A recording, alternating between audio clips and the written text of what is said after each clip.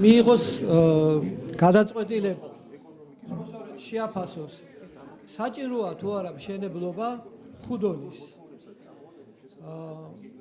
ცხადია აჩქარება არ შეიძლება გადაწყვეტილების მიღებაში და მე მგონია მწვანეთა მოძრაობამ სწორი გზა აირჩია, რომ შეაფასა უბრალოდ რევიზია გაუკეთა გარემოზე ზემოქმედების შეფასებას. იმიტომ რომ ეს არის ერთ-ერთი ძირითადი შემფასებელი, ძირითადი შეიძლება არა, მაგრამ შემფასებელი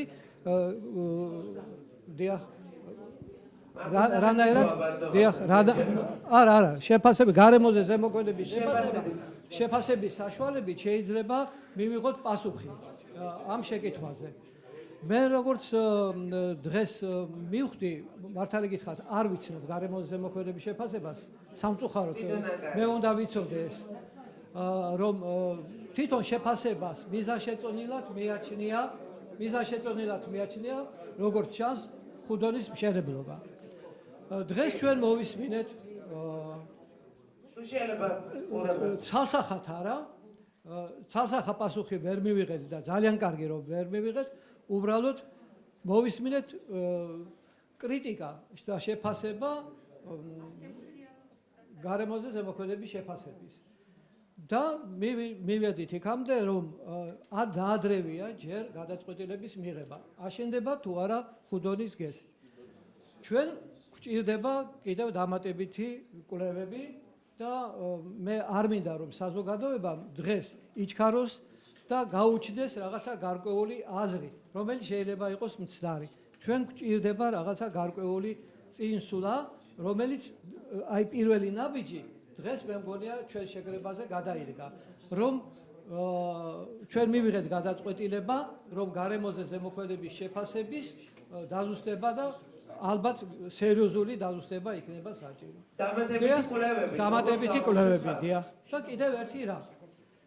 ეს ამოწყება, აი ესეთი საზოგადოებრივი შეფასება, მე ვთვლი, რომ არაჩვეულებრივად საინტერესო რამ არის. მე თვითონ პრაქტიკოსი ვარ, საკონსულტაციო კომპანიის ხელმძღვანელი ვარ და ვიცი თუ რა მნიშვნელობა აქვს ასეთ შეფასებებს. და ძალიან დიდი სურვილი იქნებოდა, რომ ასეთი პრაქტიკა გაგრძელებული იყოს. დიახ, მაგრამ ესეც ვიცი, რომ ვოლუნტარული ქმედებით ეს შეუძლებელია და ამისთვის რაღაც გარკვეული სახსრები არის საჭირო.